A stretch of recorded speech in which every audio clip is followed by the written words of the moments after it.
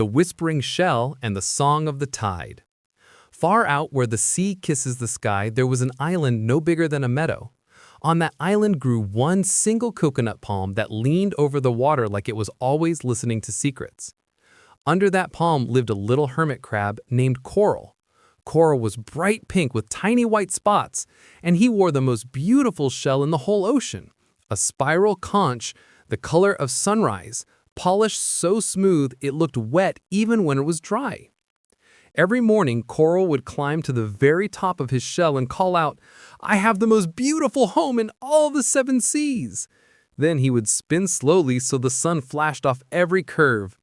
The seagulls would clap their wings, the little fish would dart around in rainbow circles, and even the waves seemed to bow when they rolled in.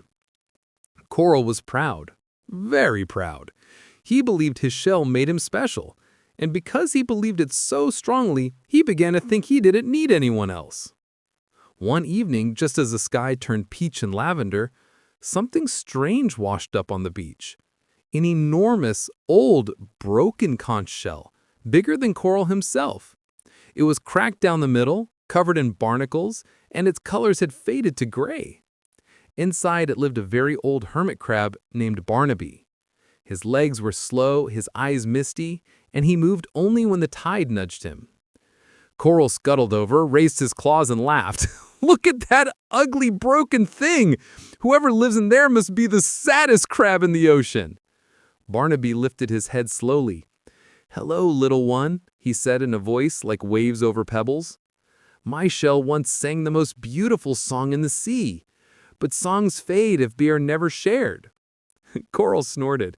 "My shell doesn't need to sing, it only needs to shine, and it shines brighter than anyone's." That night, a storm came. Not just any storm. This was the grandfather of all storms. The wind howled, the palm tree bent almost to the ground, and the waves turned black and angry.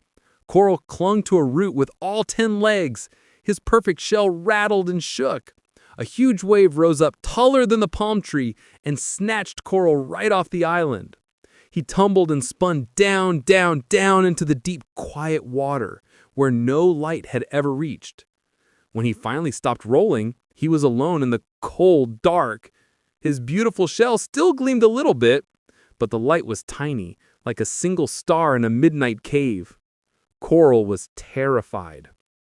He crawled for days, or maybe weeks. Time feels different in the deep.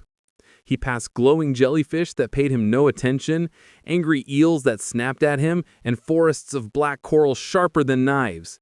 Every creature he met looked at his lovely shell and turned away. "Pretty things don't last down here," they muttered. One day, Coral's claw touched something smooth and round. It was Barnaby's broken old shell. Somehow the same storm had carried the old crab into the deep too. Barnaby was barely moving. You came all this way with that ugly shell?" Coral asked, voice trembling. Barnaby smiled weakly.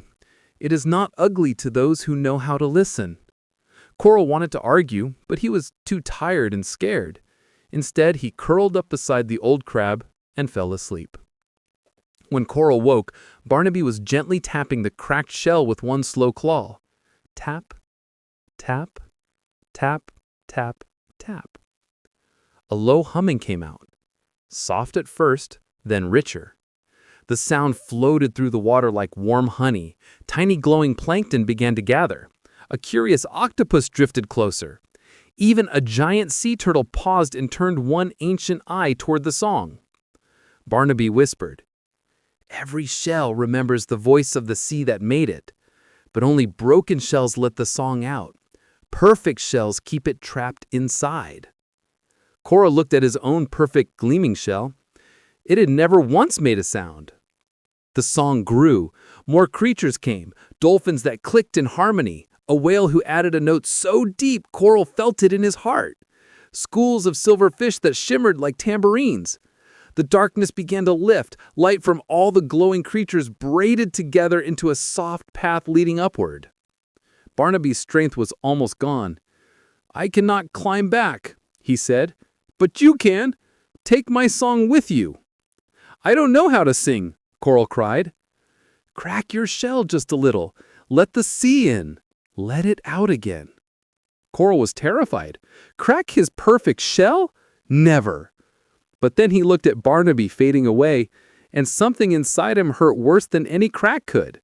With trembling claws, he lifted a rock and, tap, struck the lip of his beautiful shell. A thin line appeared.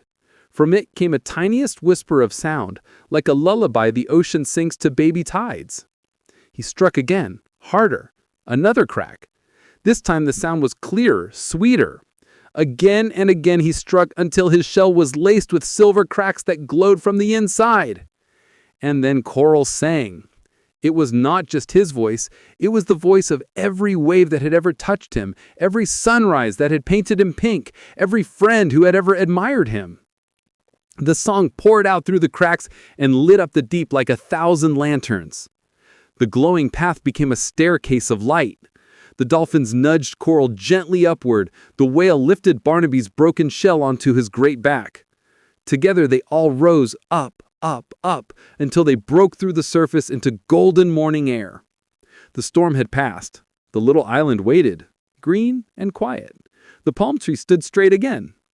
The sea creatures placed Coral and Barnaby gently on the sand. Coral's shell was no longer perfect. It was covered in shining cracks. But when the sun touched it, rainbows danced everywhere. The seagulls came, the little fish, even the waves seemed to clap. And Coral, no longer proud, but very happy, began to sing the song he had learned in the deep. Barnaby, now resting in his old, broken shell beside the palm, tapped along softly. Every creature on the island and under the water joined in. The song floated across the ocean so far that sailors many islands away wrote it down and still sing it today. From that day on, whenever a young crab grew too proud of a perfect shell, the elders would say, "Remember Coral the pink. The most beautiful shells are not the ones without a single crack. They're the ones brave enough to let the music out." And Coral? He never again wished for a shell without cracks. Every evening, he and Barnaby sat together under the leaning palm. Coral would sing, Barnaby would tap, and the whole sea would listen. Because they had learned the greatest secret of all. A perfect shell keeps its beauty to itself. A cracked shell shares it with the world, and the world gives beauty back 1,000 times brighter. And they sang happily ever after.